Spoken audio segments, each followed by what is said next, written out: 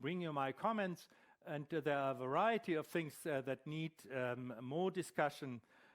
I told you already that the standard view of F53 is the instrumentalism, Friedman's instrumentalism, and I give you one very representative quote, Mäki, one of the leading theoreticians in philosophy of economics. He summarizes that in a way that I think many economists would agree. Even outrageously unrealistic assumptions are just fine insofar as the theory or model involving them performs well in predicting phenomena of interest. Right? This is how Friedman is read, which is not a complete misreading, but I'll show you later that there is some misreading involved. In outrageously unrealistic assumptions are just fine. They are not further qualified. They're just, you may do in economic theory whatever, you can assume whatever you want, as long as your conclusions, your predictions are okay. This is how Friedman is read. And I showed you already, this is certainly not completely correct. The contrary is then realism, that hypothesis or theory are approximately true. And it seems to be that Friedman licenses just anything you can put in theory as long as control by predictions is okay. And then many people agree that F53 is difficult to read because there are supposedly many obscurities, ambiguities, inconsistencies. So there are people who say this is really such a bad article, it's so confused. When I wrote, I once submitted a precursor of what I'm showing you here on Friedman. I submitted it to a journal, Economics and Philosophy, and one of the reviewers said, yeah, it needs some more clarity in some points. And another said, I don't buy your argument because you go looking now after the words that Friedman is using. And, he's so inconsistent in his use, so that's really not valuable. I mean, you can't base an argument on that. So people think it's really an absolutely lousily written article that has no clarity. And some people say it's absolutely inconsistent, and then they have very different theories what Friedman is claiming. So I will at least implicitly comment on many of these things. All right, let's see what we can do.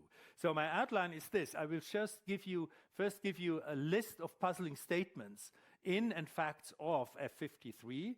The idea being, if you claim that you have understood Friedman, then you've got to come to terms with these puzzling statements and facts. If you do not come to terms with them, then I tell you, then you haven't understood that, right? Then you must say, this guy is just out of his mind, is crazy and stupid.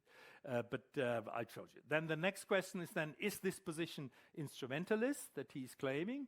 Then what are exactly in F53 these assumptions? I mean, I gave you something because it's written in the text, if you read that. Then we've got to speak about ideal types, whether that's something that's relevant or not relevant. This is, by the way, where I picked in my paper then on ideal types. He said, oh, he uses that term anyhow, he uses any term just the way he wants, so don't connect that with any history, so it doesn't play a role.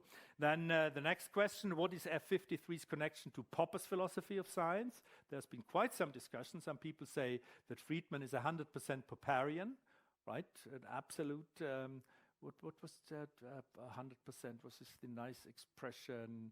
Lupenrein, yes, a absolutely like what the former Chancellor of Germany said about Putin, that he's an absolutely clean Democrat, right? So people said Friedman is an absolutely fantastic Popperian. Others says he's an absolutely fantastic instrumentalist. Whatever. Let's look at that. Then I come back to the question of instrumentalism again, and then we come to the final verdict, and then we have understood that, and then we revisit the puzzling statements and facts, and I show you that they all make sense. It's all consistent. It's all a very good paper, very interesting, very hard to read, but and as I said, I failed on this one section, but one of the students told me that he also didn't understand what was going on there. So I tried very hard, but perhaps in 5 years I'll be able to understand that. Anyway, and then I come to a conclusion. So let's begin with puzzling statements and facts. So the first is, the first which may be puzzling when you say, in short, positive economics is or can be an objective science. Again, note the objective here. That's this scare quotes again. He's got many scare quotes. I come back to that. Can be an objective science in precisely the same sense as any of the physical sciences. Physical sciences being mainly physics, chemistry, astronomy. And the question is, does he really have an argument? Is that really plausible? Because many, many people in economics say that there's a fundamental difference between the social sciences, including economics, and the natural sciences. I showed you some of these things when I discussed general philosophy of science. That's one of the standard arguments, and Friedman claims something very, very strong here, saying that in precisely the same sense as the physical sciences, and we've got to see whether that has what his argument exactly are. Then I told you already the term assumptions occurs 73 times in F53, 37 times in scare quotes, and twice in section titles. And that's an indication. Only one author has noted that there are scare quotes in this paper, and I looked at it then more closely. There are many other terms in F53 that occur in scare quotes. For instance, objective science, correct economic policy, language, explain, reality, realism, real-world facts, and so on. Scare quotes means the author uses the word, but doesn't mean the normal meaning. He means something somewhat different, right? But he doesn't tell you what he means. So I think in philosophy, it's really an absolute sin to use scare quotes, because in philosophy you should make things explicit. And what you're doing by scare quotes is saying, I'm using this word here, but I don't mean it, but I'm not telling you what I mean, right? This is the function of scare quotes. So that's a hedging procedure. You know, you hedge, and then if someone says, but you said assumptions. I said assumptions with scare quote. I mean something else. Yeah, what do you mean? I didn't tell you. I will not tell you. You know, in that respect, it's really a very bad paper, but this is how many then scientists, you know, dealing with philosophical issues, they feel insecure, and they say, is that the right term? Put it in scare quotes, well, then you're free, right? You can say almost anything. The problem is that we don't understand what these people are saying. So I read one book in an introduction to quantum mechanics, and quantum mechanics is quite counterintuitive. And the first 3 pages, in every sentence, there were at least one word with scare quotes, which means if you know already what the author means, then you understand why the scare quotes are there. But if you don't understand, then you say he's talking about something, but he's not telling you what he means, right? So this is really, and this is deadly for this paper, because people did not understand what he means by assumptions, right? And he does it with many other words, especially, you know, objective science. When you ask, what is an objective science? And then he says, objective science, you know, and then, what shall you think? Whatever, right? And language and explain reality, realism, real-world facts, everything in scare quotes, you know. So he's hiding, you know. And this makes the paper extremely difficult to read, because if you're not really then trying really hard, trying to understand what he means, you just say, I don't know what he's talking about. Okay. Then this one we discussed already, but I'll come back to it. Truly important and significant hypothesis will be found to have assumptions in scare quotes that are wildly inaccurate descriptive representations of reality, and in general, the more significant the theory, the more unrealistic the assumptions in this sense. And this is, again, as I said, people said, what the hell do you mean? Okay? And then this is also, I mentioned it already, the basic confusion between descriptive accuracy and analytical relevance that underlies most criticism of economic theory on the grounds that its assumptions are unrealistic. So there's a basic confusion, and we've got to clarify that also a little more. And also that one, I mentioned already, a fundamental hypothesis of science is that appearances are deceptive, and that there is a way of looking at or interpreting or organizing the evidence that will reveal superficially disconnected and diverse phenomena to be manifestations of a more fundamental and relatively simple structure. When you read that sentence, you may already see this is not compatible with instrumentalism, because in instrumentalism you can't speak about underlying simple structures and stuff like that. You know, this looks very realistic. Anyway, I come back to it. And then there are many proper topics in F53, and the question is, why are they there? Do they have a function? And I give you an answer that's going beyond the normal answer. That's there. Okay. So the first question is now, as the standard interpretation is, this is an instrumentalist manifesto. So what Friedman is claiming is that hypotheses have only one function, namely to predict phenomena, and you can put into the hypothesis whatever you want, can be false, true, whatever, The only aim is to predict, and if the prediction is successful, that's okay. And you do not care about the truth of assumptions, and you only care about the predictions, and any deeper truth besides the predictions is not the issue in science in general. That's instrumentalism. And in many places you do find sentences, if you pick them out and read them, then it seems to support an instrumentalist position. At many places you find other sentences which do not fit nicely, and then people say, well, it's all inconsistent, right? It's inconsistent. He doesn't know what he's thinking or saying. It's just inconsistent. Okay. Now, we should take seriously the following passage that, I mentioned it already. When you say truly, when he says truly important significant hypothesis will be found to have assumptions that are wildly inaccurate descriptive representations of reality, and in general, the more significant the theory, the more unrealistic the assumptions in this sense. Now, I make 3 remarks on that. Note that in this passage, there are scare quotes around the term assumptions. So it's not what theories contain, it's just something that is only misleadingly expressed by assumptions without scare quotes, right? But it's somehow similar to assumptions in the usual sense. This is the function of scare quotes, right? You say it's similar, but also dissimilar, but you're not explaining why, in which sense, what exactly. So therefore, it's also called, it's a hedging technique.